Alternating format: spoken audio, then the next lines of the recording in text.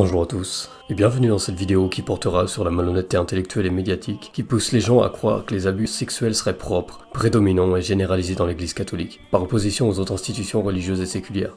On rappellera dans un premier temps les faits occultés concernant les scandales dans l'église catholique, pour ensuite exposer les affaires qui concernent les institutions séculières et religieuses qui ont pour la même gravité un traitement médiatique bien moindre.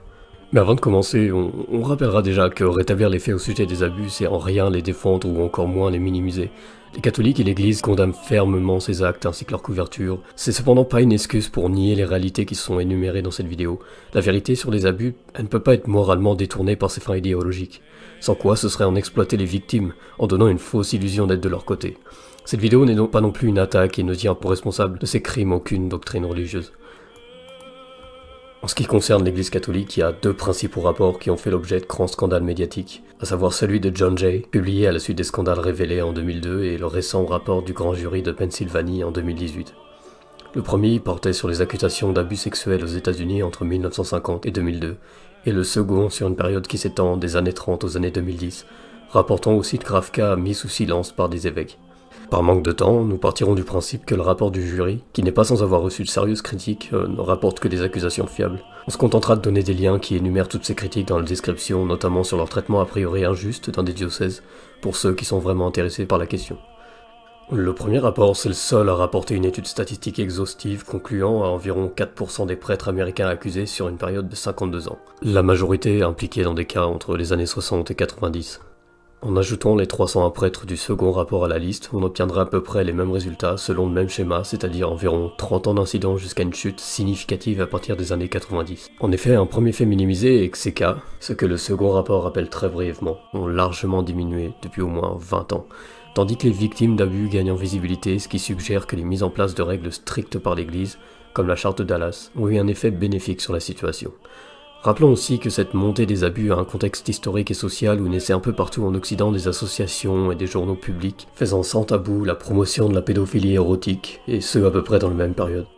D'autres faits détournés portent sur les facteurs à risque qui sont communs aux prédateurs sexuels.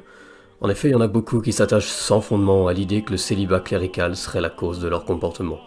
Bien qu'il n'y ait au regard des sciences sociales comme la psychologie absolument aucune preuve que le célibat ait un rôle là-dedans, nous devons rappeler qu'il y a d'autres éléments pertinents qui pourraient rentrer en compte. Par exemple, l'Institut John Jay a démontré que statistiquement, bon nombre de prêtres coupables d'abus étaient significativement plus enclins à avoir eux-mêmes été victimes d'abus dans leur enfance. En ce qui concerne les victimes, 51% d'entre elles avaient entre 11 et 14 ans, 27% entre 15 et 17 ans. Selon le rapport, la majorité était donc pubère et post-pubère, ce qui contredit un peu ce qui résume ces scandales à de la simple pédophilie. La majorité étaient des garçons, bien qu'il semblerait que 45% des prêtres visaient les deux genres. En 2002, le journal américain Boston Globe aurait publié 947 articles sur les scandales au sein de l'Église, soit à peu près 2,5 par jour. Au regard des chiffres présentés, on analysera les cas en dehors de l'Église pour déterminer si les scandales catholiques sont plus graves, plus passés sous silence et plus nombreux qu'ailleurs. Il faut savoir qu'aucune donnée scientifique n'a jamais démontré qu'il y avait généralement plus d'accusés pour abus sexuels dans le clergé que dans une quelconque autre institution en contact avec les enfants. Le président du Centre national américain pour les enfants disparus et exploités affirme qu'il n'y en a pas plus que chez les évangéliques ou chez les rabbins. Le psychiatre Manfred Luetz fait la même observation sur les abus familiaux qui auraient selon lui 36 fois plus de chances d'arriver que dans le clergé. Le professeur de psychologie et de psychiatrie Thomas Plant rappellera qu'il y a environ le même pourcentage d'abus dans les autres institutions religieuses. Il en va de même dans les populations de métiers fréquentant les enfants, comme les entraîneurs ou les conducteurs de bus d'école. Pour résumer, aucune étude scientifique n'a jamais démontré la prédominance chez les catholiques. Pour commencer, prenons l'exemple d'institutions non religieuses, comme le système éducatif. Entre 2001 et 2005, ce n'est pas moins de 2570 professeurs dont les droits à enseigner étaient repris pour agression sexuelle aux États-Unis. En seulement 10 ans à Chicago, c'est 523 cas d'abus sexuels sur enfants qui étaient rapportés à travers la ville entre 2008 et 2017. En 2001, on rapportait dans la ville de New York que chaque jour en moyenne, un enfant était abusé sexuellement par un membre du personnel scolaire. Il était aussi mentionné qu'un tiers de ceux ayant commis les abus étaient des récidivistes qui avaient déjà été mentionnés pour comportement inapproprié. Plus de 117 cas d'abus étaient mentionnés en 2 ans et demi. Sur 225 éducateurs ayant commis des abus, aucun n'était rapporté aux autorités et seulement 1% avait perdu son droit à enseigner. Seuls 35% avaient été suspendus ou n'avaient plus été embauchés. Parmi les restants, 16% continuaient à enseigner dans d'autres écoles, le reste n'ayant pas donné de nouvelles. Un autre rapport donnait un chiffre de 60% des coupables ayant été transférés à d'autres postes et échappés à la justice par des accords privés.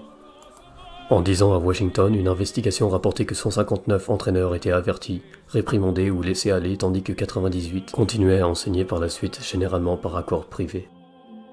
En 5 ans, dans l'Oregon, près de la moitié des professeurs repris pour mauvaise conduite sexuelle avec un enfant quittaient leur école par accord confidentiel. La plupart promettaient de passer les accusations sous silence, par des accords financiers ou des incitations à se résigner. Il était dit qu'il était commun dans le système éducatif américain de se passer les poubelles, c'est-à-dire de transférer les professeurs de sorte à ce que les directeurs d'école n'aient pas à engager de procédure légale. En France, on rapportait le même type de comportement de couverture dans les écoles publiques. La chercheuse universitaire Carol Shakeshaft déclarait que les abus à l'école étaient 100 fois plus probables que ceux des prêtres.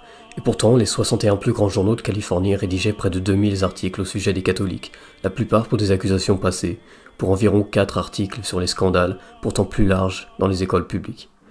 Pour faire bref, malgré que ces institutions ne soient pas religieuses, ces nombreux faits sont plus récents, plus nombreux, ne s'étalent ni sur des périodes de plus de 50 ans, et ils n'échappent pas non plus aux problèmes de couverture. Et pourtant, ni les professeurs ne sont assimilés à des pédophiles, ni les écoles à des repères débordants d'abus sexuels. Ce n'est pas non plus le cas des psychiatres qui ont donné des chiffres d'attouchement parfois plus grands que ceux des prêtres. Bien qu'il n'y ait eu aucun rapport exhaustif sur la question, les autres religions sont aussi visées par des scandales.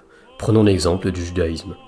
Dans les années 2000, dans la communauté juive orthodoxe de Brooklyn, on rapportait une large dissimulation d'abus sexuels concernant des rabbins ayant mené à 85 arrestations et 29 condamnations. En 2009, on y constatait 26 accusations d'abus sur des profs de yeshiva, des rabbins, des conseillers, des marchands ou des proches des enfants juifs. On rapporte que la communauté juive orthodoxe pratiquait elle aussi la couverture des abus par refus d'admettre ou de rendre public de tels scandales. Un autre groupe ne signalait rien sans obtenir le feu vert d'un rabbin, mettant l'image de la communauté en priorité sur la justice. En 1999, certains rabbins critiquaient ce type de procédé dans la communauté et suggéraient que bien qu'en l'absence d'enquête, les abus au sein de la synagogue révéleraient des chiffres similaires aux prêtres. Le mode de dissimulation se trouve encore en réalité bien similaire à ce qui a été vu dans l'église catholique. Malheureusement, il n'y eut jamais d'enquête de grande envergure couvrant plus de 50 ans d'accusations à travers les États-Unis ou en autres pays. Les protestants qui disposent de pasteurs ayant le droit de se marier n'échappent malheureusement pas à des cas similaires. Au cours des 20 dernières années, on rapportait 380 pasteurs, enseignants, ministres ou laïcs bénévoles de l'église baptiste impliqués, dont au moins 35 ayant pu continuer à travailler dans l'église. De 1977 à 2015, en ce qui concerne l'église unifiée d'Australie, on rapportait 2504 incidents qui ne sauraient se différencier grandement de l'église catholique à la même période, bien qu'elle soit bien plus grande. Les ressources du ministère chrétien rapportaient qu'en une décennie, environ 1000 églises protestantes à travers les États-Unis étaient impliquées dans des accusations qui atteignaient une moyenne de 70 rapports par semaine.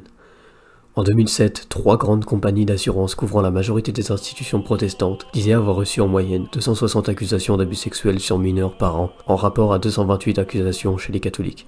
Le journal The New Republic rapportait des cas de prédateurs ayant été couverts par leurs églises. Il était montré que dans les églises et institutions chrétiennes fondamentalistes et néo-calvinistes, on connaissait une épidémie d'abus ainsi que de dissimulation institutionnelle. En 2003, le site reformation.com collectionnait déjà des articles rapportant des abus concernant 838 congrégations protestantes américaines. Dans 40 États, ce sont 187 églises baptistes indépendantes qui étaient touchées par ces allégations, impliquant là encore des refus de le signaler à la justice. Malgré que la tâche de donner des chiffres pour le protestantisme soit reconnue comme difficile, étant donné qu'il est bien moins centralisé et hiérarchisé que le catholicisme, ce qui crée de nombreuses congrégations indépendantes sans avoir affaire à de rapport à une échelle nationale, certaines compagnies pour la protection des victimes d'abus donneraient néanmoins des chiffres s'élevant entre 100 à 160 abus annuels. L'Église orthodoxe, qui elle aussi dispose du célibat ecclésiastique, se voit sujette à des rapports, bien que là encore, aucune investigation d'aussi grande envergure n'ait été faite dans les pays à majorité orthodoxe. Un archevêque de l'église orthodoxe grecque admettait qu'aucune institution religieuse ne devait être vue comme immunisée de tels actes criminels. Certains prêtres étaient même accusés d'avoir couvert des cas d'abus sexuels sur enfants. Une victime d'abus expliquait que le clergé l'avait convaincu de ne rien signaler à la police et que le prêtre coupable avait simplement été transféré dans une autre paroisse.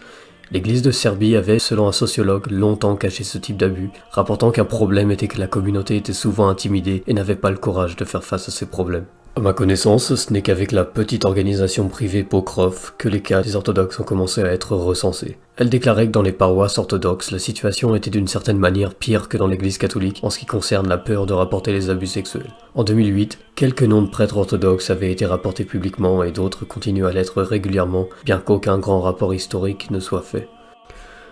En effet, bien que les plus gros scandales et les plus médiatisés aient eu lieu en Occident, touchant donc la plupart de leurs religions majoritaires, les religions mineures n'y échappent pas nécessairement. Par exemple, l'islam compte également des cas d'imams condamnés pour abus sexuels sur enfants au Royaume-Uni, et cela se passe aussi en France. On rapportait aussi des abus sexuels et physiques dans les écoles islamiques avec des pressions communautaires pour ne rien mener en justice. Ceux-ci surgissent aussi en Orient, notamment au Pakistan, parlant d'une véritable épidémie d'abus sexuels sur enfants dans les écoles islamiques, plusieurs centaines en une décennie. En Algérie, selon certaines associations, il y aura un chiffre de 28% d'élèves subissant des attouchements dans les écoles coraniques. Il n'y a nul grand jury dans les pays musulmans pour réaliser un travail aussi long et détaillé que pour l'Église catholique. Des études sociologiques rapportent même des barrières culturelles qui inciteraient à mettre sous silence les abus sexuels dans les communautés musulmanes. Les groupes religieux les plus petits seraient sûrement moins sujets à investigation car plus éparpillés ou plus privés, mais ils n'y échappent pas nécessairement non plus. Un article du New York Times avait aussi fait des révélations sur des abus dissimulés chez les témoins de Jéhovah. Selon le professeur Karl Raschke, les témoins de Jéhovah n'étaient pas bien différents des autres religions isolées aspirant à la pureté théologique et morale. Les groupes qui tendraient à être soudés et encartés ont historiquement plus d'incidences d'abus sexuels et d'inceste.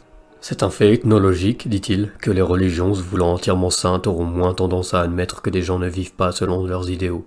En sachant cela, il serait difficile de faire la comparaison tant la transparence des institutions peut être variable. La recherche empirique montre même que les groupes minoritaires, religieux ou culturels, sont spécifiquement enclins à ne pas se référer aux institutions en place pour régler leurs problèmes d'abus, et donc à ne pas les signaler. On ne parle pas non plus beaucoup des nombreuses actions de l'Église comme le financement massif de programmes pour la protection des enfants et des procédures judiciaires en aide des victimes. Dans les mots du président des affaires civiles d'un archidiocèse de Minneapolis, nous pouvons beaucoup parler des erreurs du passé, mais nous devrions parler de ce que l'Église catholique fait aujourd'hui. L'Église catholique était en première ligne pour le faire. Je n'ai connaissance d'aucune autre organisation ayant fait autant que nous, à un tel prix. Selon l'Institut John Jay, les médias ne s'étaient focalisés que sur les évêques ayant traîné à réagir correctement au scandale, en occultant la grande majorité ayant activement répondu. On ne parle pas non plus de ces prêtres qui ont été acquittés après avoir vu leur réputation se faire ruiner par les médias et qui, en fin de compte, étaient innocentés. Certains ont même passé des mois, voire des années en prison avant d'avoir été révélés innocents. En constatant tous ces faits, on ne peut arriver qu'aux conclusions suivantes. Si nous devons parler d'une crise de l'Église comme de celle d'une minorité grandissante de prédateurs sexuels, celle-ci s'est terminée il y a au moins 20 ans, grâce au travail des autorités cléricales. La seule véritable crise que l'Église traverse aujourd'hui et qui sera résolue avec l'aide de Dieu, c'est celle des faits mis tardivement au grand jour, la condamnation de ceux qui les avaient dissimulés, ainsi que leur éclat médiatique systématique. Malheureusement, ils ne peuvent pas objectivement servir l'anticatholicisme. Ni le protestantisme ou l'orthodoxie qui auraient aimé se servir du célibat des clercs comme d'un bouc émissaire, mais qui traînent malgré eux des scandales aussi graves. Ni les institutions séculières qui se satisferaient bien de dénoncer une hypocrisie vis-à-vis des mœurs à laquelle l'Église s'attache, mais qui n'ont en ce qui les concerne jamais réglé le problème des abus sexuels. Ni les groupes plus minoritaires ou éloignés qui se targueront d'une haute pureté qu'ils ne détiennent en réalité pas et qui ne sauraient se montrer meilleurs avec autant d'efforts juridiques et médiatiques. Ce qui les dissocie le plus concrètement de l'Église, c'est qu'il n'y a pas eu d'ouverture du grand géry sur des archives remontant jusqu'à 80 ans de l'histoire de façon transparente à l'échelle des États-Unis. Les accusations qui, sans pour autant déboucher sur un véritable jugement de culpabilité, permettent de sortir des chiffres sensationnels et de donner l'illusion de prédominance qui n'a pourtant jamais été prouvée. Et si vous ne connaissiez pas déjà tous les faits qui ont été énumérés dans cette vidéo, c'est que vous avez été très mal informé, volontairement ou non, vous avez été désinformé. Cette vidéo est à présent terminée, abonnez-vous si vous voulez voir plus de vidéos sur ce genre de questions. Soyez bénis et allez en paix.